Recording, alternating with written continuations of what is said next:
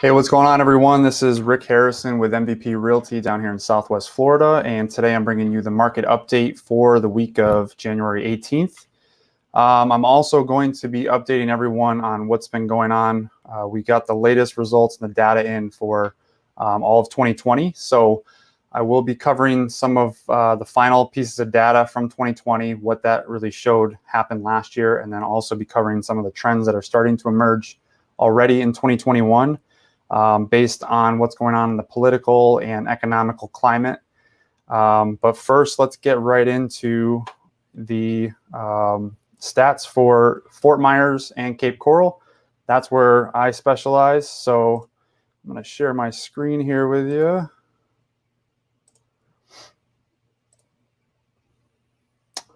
All right, so January 2021, these are brand new stats updates. For Fort Myers and Cape Coral, the real estate market, you can see slight changes, nowhere near as drastic over the last month. The new listings that are on the market right now, 328 over the last 7 days, that's just up 4%. Under contract, 655, that is up quite significantly, up 24%. From just around 550 so last time I shot this, which was 2 weeks ago. And then your solds, 369, that's up 25% for Fort Myers and Cape Coral over the last 7 days. So with 2021, market data has always been a powerful tool, obviously, for real estate and getting the trends and the leverage. So that's what this is really going to be about today. So let's take a look at some of the graphs. So we have the annual home price appreciation over the last 6 years leading up to the housing crash in 2008. You can see that is in red up in the top left-hand corner. You can see the appreciation rates were just dramatic. In 2004, it was up 12%. It was up 11%. And then compared to the last 6 years leading up to this, the COVID, the last 6 years has been a lot less. It's almost been half. So that's good that we're not seeing dramatic increases in appreciation like that, which means, you know, we are getting into a bubble where home prices are just getting out of control. Believe me, they are very high right now, but it didn't increase dramatically as it did in the housing crisis.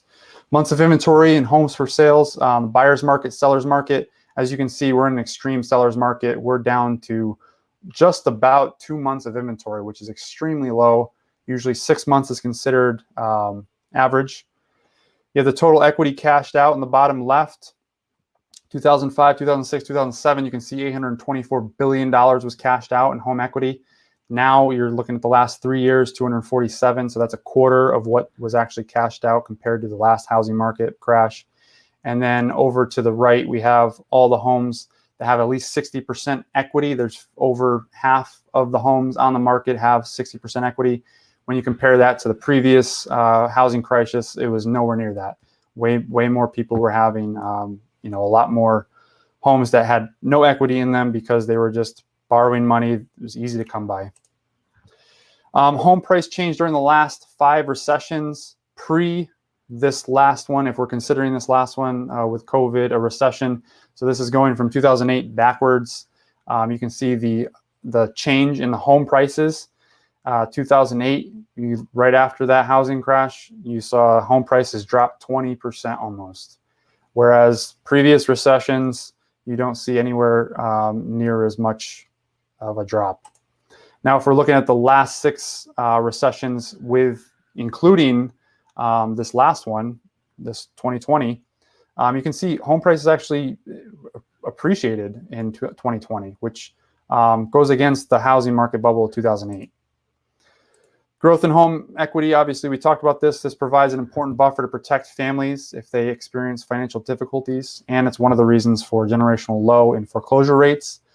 Keep in mind, there are still 300 million people in foreclosure, not in foreclosure, but that are 150 plus days behind on their mortgage. And then that's not including the rent sector. So there are, from what it sounds like in the political arena, it sounds like the extensions are going to be going out for several more months for the forbearances, as well as renters protection. So that could have a major impact in the next 6 to 7 months, as far as depending on when that relief is stopped. American home equity skyrockets. Obviously, we talked about this since 2020. Home prices have continuously increased. They started to level out over the last month or two, but they still are increasing, mainly because of the supply and demand. There's not enough supply, so people are willing to pay a little bit more to get the home that they really want and to move forward with the plans that they've been planning for, several years.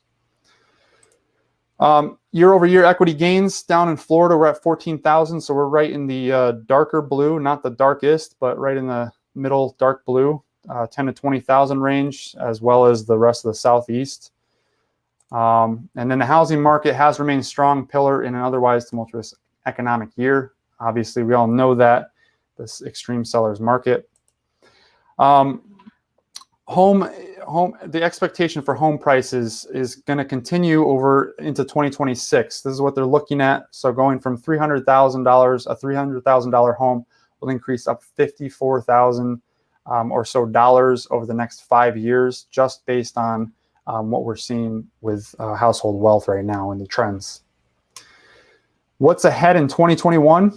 So 2021's been an interesting year because it's rewritten the playbook for many home buying and rental decisions.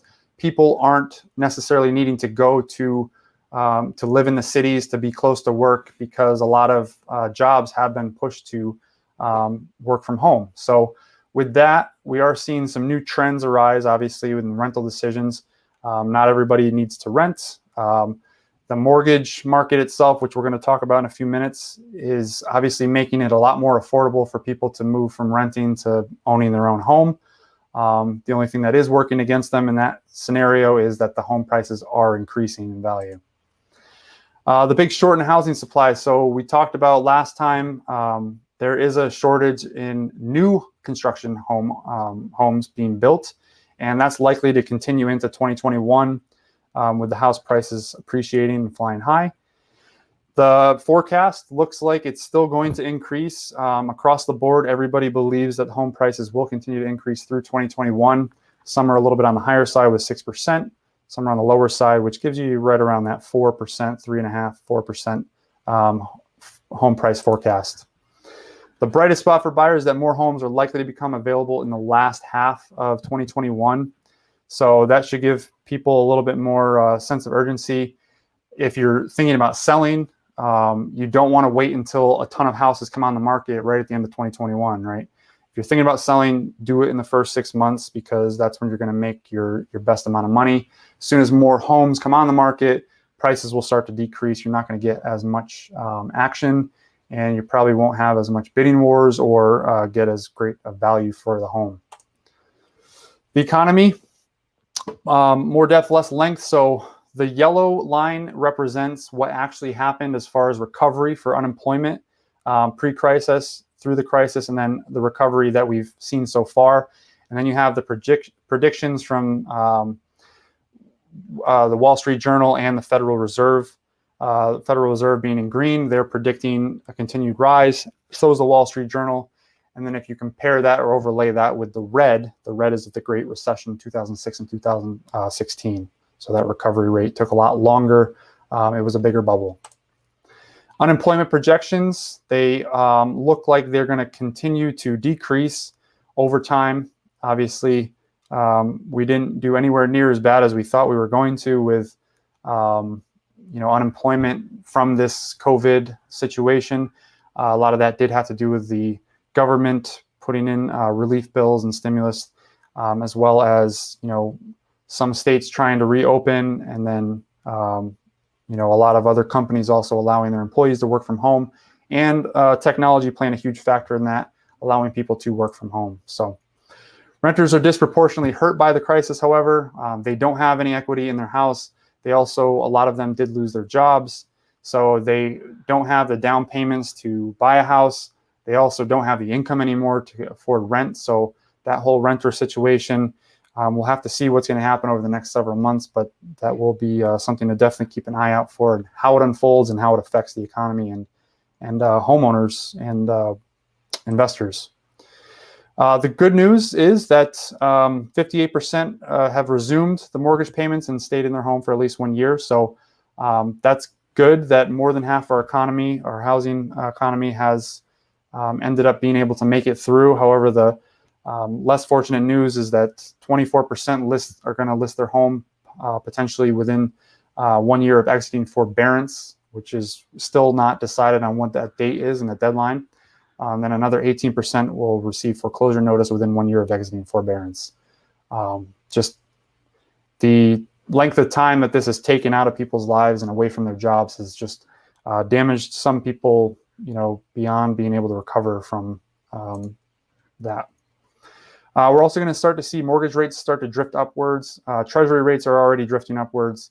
And instead of moving in the opposite direction, in this next slide, you'll see that the mortgage, if today you were to take out a $300,000 mortgage loan, the interest rate's 2.7%. The principal and interest is $1,200. They're predicting by Q4 of 2021, Q4 of this year, last 3 months, $317,000 is what the mortgage will be at, 3.4% if we're comparing apples to apples, which brings the principal and interest up to $1,400 a month versus the $200. So up $200 difference in monthly payments. And then the difference in the life of the loan, 30 years, is going to be an additional $68,000 that you'll be adding onto your mortgage, just based on those rates changing. So if you're not a homeowner, you want to be one in the future, whether that's a short-term or long-term goal. That's something that you're going to hear quite a bit. Like I said, sellers are going to be best off selling in the next 6 months, first 6 months of this year, because the latter half is probably you're probably going to see more homes coming out on the market. People are starting to settle down with the COVID vaccine coming out, and they're starting to get back into the swing of things and get their goals and their priorities back on track. So that's all for today's presentation. I appreciate you guys all being here and watching the market updates. I will have another market update coming out next week that will go into a little bit more of the future predictions and some updates on the market trends. If you have any questions on the market, if you have any questions on buying or selling a home right now, you need a home valuation, please feel free to reach out to me. My number is 239-310-5478. You can call me or text me anytime, and I'm happy to help. All right, guys, thank you, and I'll see you next Monday on our market update.